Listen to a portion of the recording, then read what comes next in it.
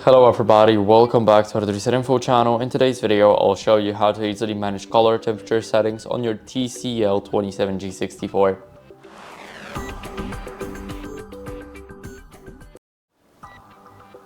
So first, let's click on the button here to open up the menu.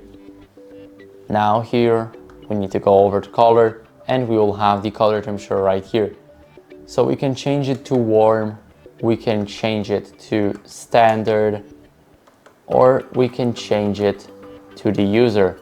So basically the user one is where we customize everything ourselves. So as you guys can see, I can add a lot of red now.